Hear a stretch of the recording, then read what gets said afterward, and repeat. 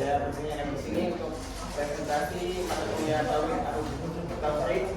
Dan pada pagi hari ini kami akan membawakan tema tauhid ar-rububiyah, penyimpangan dan pembahasan ar-rububiyah. Latar belakang tauhid adalah asas utama atau fondasi utama dalam agama Islam.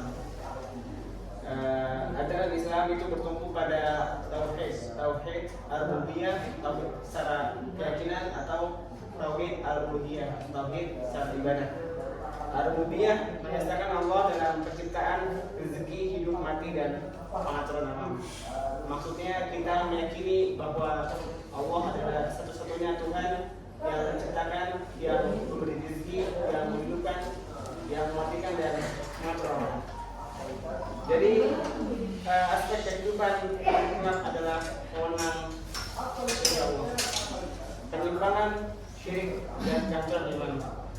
Syirik adalah lawan kata dari tauhid, yang artinya menyekutukan Allah dengan yang lainnya. Syirik menyebabkan kehancuran iman karena menyalahgunakan tujuan manusia diciptakan, yaitu beribadah kepada Allah.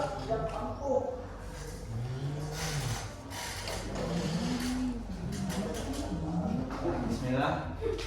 Sekarang masuk ke urusan masalah. Berdasarkan latar belakang tadi, kita dapat disimpulkan bahwa permasalahan mengenai tauhid rububiyah ini bukan sekadar hanya teori, tetapi berhubungan dengan keimanan dan keselamatan seorang muslim. Maka dari itu, kami di sini merumuskan 3 pokok permasalahan dalam tauhid rububiyah. Yang pertama yaitu apa itu tauhid rububiyah, baik secara bahasa maupun secara istilah. Yang kedua yaitu apa saja bentuk penyimpangan dalam tauhid rububiyah. Dan yang terakhir yaitu apa saja pembatal tauhid rububiyah. Tujuan penulisan yang pertama menjelaskan pengertian tauhid rububiyah. Yang kedua menjelaskan bentuk penyimpangan. Yang ketiga menyebutkan hal-hal yang membatalkan tauhid rububiyah. Sekarang pengertian tauhid rububiyah. Sebelum memasuki tauhid rububiyah, kita semestinya mengetahui terlebih dahulu yaitu tauhid secara umum. Tauhid menurut bahasa berasal dari kata wahada yuwahidu tauhidan, yang artinya menjadikan satu atau mengesahkan. Sedangkan menurut istilah, mengesahkan Allah dalam rububiyah, uluhiyah, dan asma wa sifatnya, yaitu mengesahkan Allah Subhanahu wa ta'ala dengan meyakini keesaannya tanpa menyekutukannya dalam rububiyahnya, dalam nama dan sifatnya, dan uluhiyah serta dalam ibadah kepadanya. Allah Subhanahu wa ta'ala Maha Esa walaupun manusia tidak mengesahkannya. Tauhid ini merupakan dakwah para rasul dan fondasi agama Islam dan kunci keselamatan dunia akhirat. Allah Subhanahu wa ta'ala berfirman, "Walaqad ba'atsna fi kulli ummatin rasulan an ya'budullaha wa yajtanibut taghut." Yang artinya yaitu, dan sungguh kami telah mengutus seorang rasul pada setiap umat untuk menyerukan wa'budullah wa yajtanibut taghut, yaitu sembahlah Allah dan jauhilah taghut. Lalu tauhid rububiyah artinya yaitu meyakini Allah satu-satunya pencipta, pengatur, pemberi rizki, maha hidup dan maha mematikan. Tauhid ini merupakan jenis hampir-hampir tidak ada seorang pun yang mengingkari dari umat manusia kecuali orang yang menyimpang dan menyombongkan diri. Hal ini dikarenakan semua hamba memiliki fitrah dalam hatinya bahwa ada Tuhan yang esa di balik seluruh penciptaan dan pengaturan jagat raya.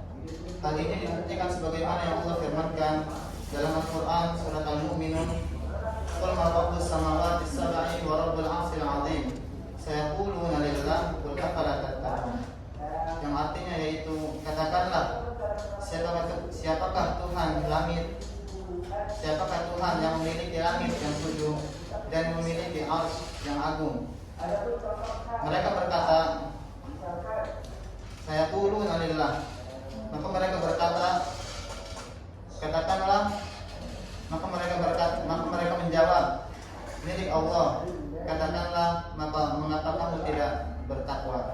Quran surat Al-Mu'minun ayat 86 sampai 87.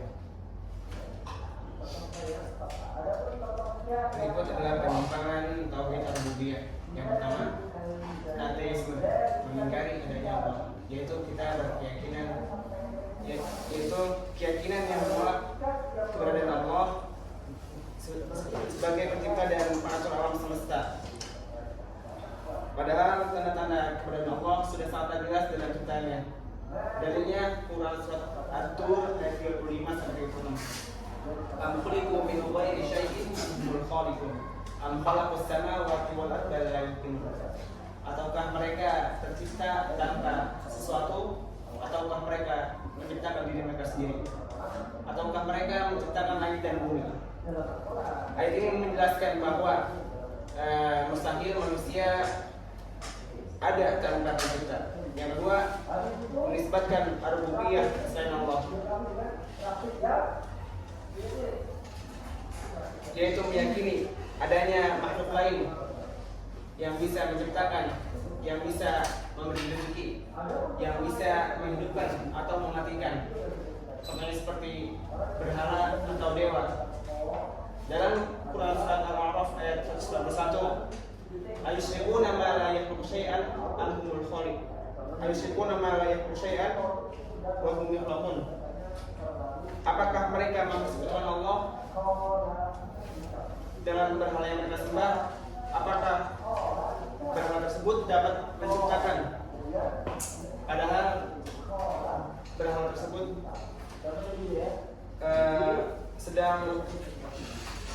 padahal berhala tersebut tidak bisa menciptakan. Ayat ini menjelaskan bahwa penolakan anggapan orang-orang yang menisbatkan ar-rububiyah ke selain Allah. Yang ketiga, menyombongkan diri dari ketaatan. Menyombongkan diri dari ketaatan berarti melanggar tauhid ar-rububiyah. Dalam Quran surat Al-Baqarah ayat 34, wa iz qulna lil malaikati isjudu li adama fasajadu illa iblis aba wastakbara wa kana minal kafirin. Dan kami berkata dan kami berfirman kepada para malaikat untuk menyembah Adam, untuk bersujud kepada Adam. Dan para malaikat tersebut bersujud kepada Adam kecuali iblis. Iblis enggan dan menolaknya untuk bersujud, dan iblis termasuk orang-orang kafir.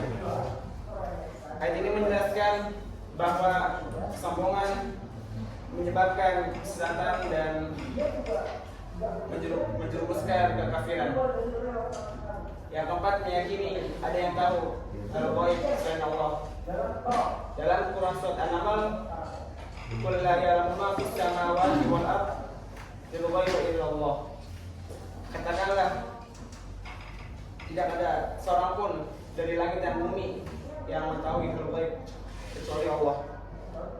Dan dalam hadis riwayat Ahmad, man ata kahinan aw arafan falyusaddiqu bima yaqul faqad kafara bima unzila ala Muhammad. Barang siapa yang datang pada dukun atau peramal dan membenarkan perkataannya, sungguh dia telah kafir apa yang telah dibawakan oleh Nabi Muhammad. Ayat ini dan hadis ini menjelaskan bahwa kita tidak boleh meyakini hal gaib yang selain dari Al-Quran dan As-Sunnah.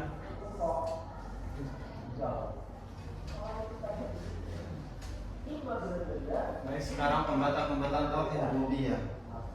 Selain penyimpangan, terdapat pula hal-hal yang dapat membatalkan tauhid rububiyah seseorang. Yang pertama yaitu menyandarkan rezeki pada selain Allah Subhanahu wa taala. Mereka meyakini bahwa rezeki berasal dari selain Allah adalah ini suatu pembatal tauhid, karena Allah lah satu-satunya pemberi rezeki. Allah Subhanahu wa taala berfirman dalam Quran surat Az-Zariyat ayat 58, Innallaha huwa razzaqu dzul quwwatil matin. Sesungguhnya Allah dialah Maha pemberi rezeki yang mempunyai kekuatan lagi sangat kokoh. Dan yang kedua yaitu mengingkari takdir. Rasulullah sallallahu alaihi wasallam bersabda, "Wa tu'minu bil qadari khairihi wa syarrihi." Dan engkau beriman kepada takdir yang baik maupun yang buruk. Hadis riwayat Muslim nomor 8. Seseorang muslim wajib meyakini bahwa seluruh takdir baik dan buruk berasal dari Allah Subhanahu wa taala dan mengingkari takdir merupakan pembatal tauhid. Yang ketiga yaitu syirik akbar atau menyekutukan Allah dalam kekuasaan. Syirik akbar dalam rububiyah terjadi ketika seseorang meyakini ada selain Allah yang memiliki kekuasaan mutlak dalam mencipta atau mengatur alam semesta. Allah Subhanahu wa taala berfirman, "Ya bunayya la tusyrik billah, inna syirka la dzulmun 'adzim." Yang artinya yaitu, hai anak-anakku, janganlah engkau mempersekutukan Allah. Sesungguhnya mempersekutukan Allah adalah benar-benar kezaliman yang besar. Quran surat Luqman ayat 13. Pembatalan yang keempat yaitu menolak hukum Allah Subhanahu wa taala. Allah Subhanahu wa taala berfirman, "Inil hukmu illa lillah, amara alla ta'budu illa iyyah." Yang artinya menetapkan hukum itu hanyalah hak Allah. Dia memerintahkan agar kalian tidak menyembah selainnya. Quran surat Yusuf ayat 40. Jadi menolak atau tidak ridha terhadap hukum Allah juga termasuk pembatal tauhid. Sebabnya berarti mereka menafikan rububiyah Allah sebagai pengatur kehidupan manusia. Kesimpulan yang dapat kita dapatkan dari materi ini adalah tauhid rububiyah, fondasi iman, mengesahkan Allah dalam penciptaan dan pengaturan alam. Yang kedua, penyimpangan dan pembatalnya membawa pada kesyirikan dan kekufuran.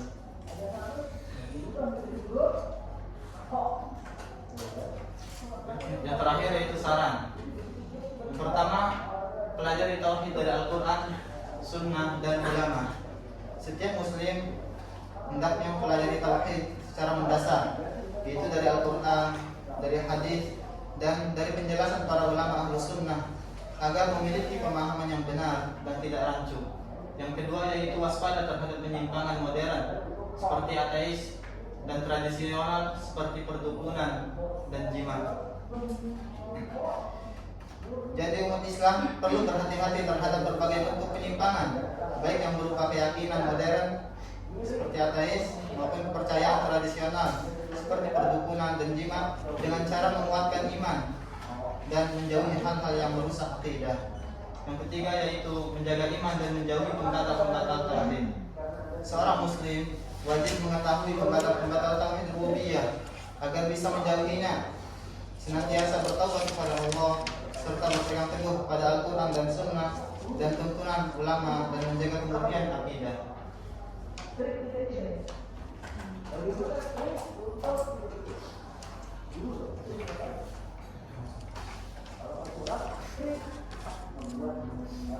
Ini kita sisi pertanyaan.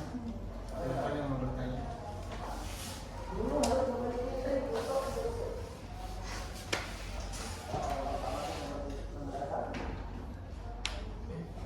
Ya. Izin bertanya, jika ada seseorang yang berilmu agama ya, terus dia hafal nama-nama Allah, dia pokoknya ya alim lah, tapi dia dalam beribadah masih tetap ria gitu, masih pengen dilihat orang. Itu sisi tauhid yang bermasalah di mananya? Uluhiyahnya kah, rububiyahnya kan?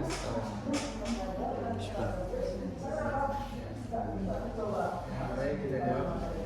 Jadi permasalahan tauhidnya masih ada salahnya di tauhid al-uluhiyah. Ya, beribadahnya masih bergantung sama yang lain, bukan karena Allah, begitu. Ada lagi?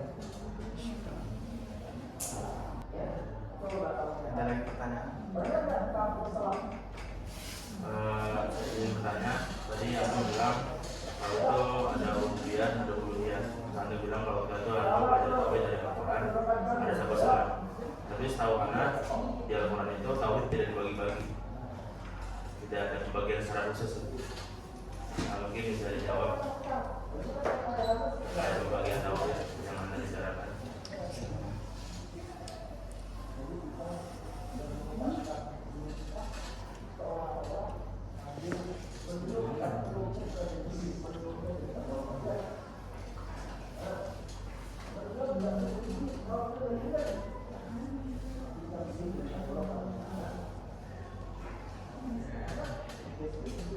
Tentang pembagian tauhid ya. Pembagian tauhid dapat dari mana? Memang di Al-Quran itu tidak dijelaskan tauhid rububiyah, tauhid uluhiyah, dan asma wa sifat.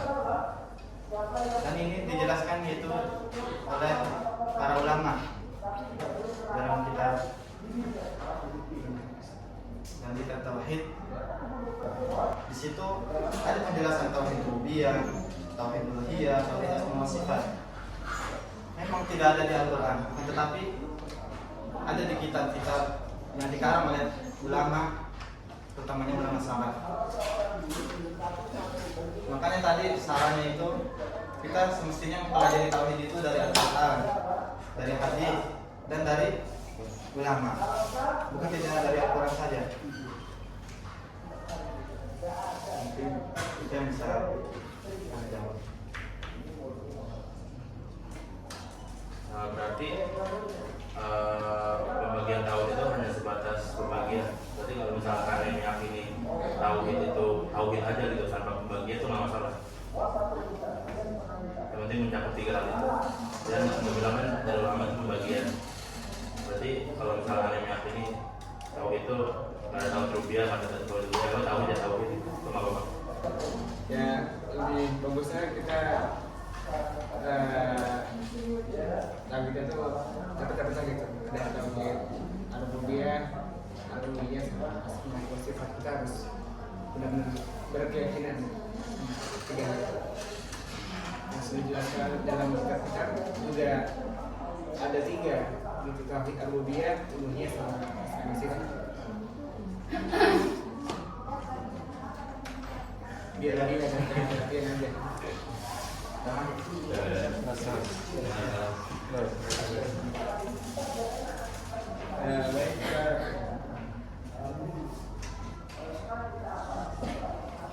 Baik, Ada yang lain ya? Gak ada kan? Kelas. Yang akhwat ada pertanyaan? jadi kita tutup materi hari ini. Sekian, jazakumullah khairan. Assalamualaikum warahmatullahi wabarakatuh.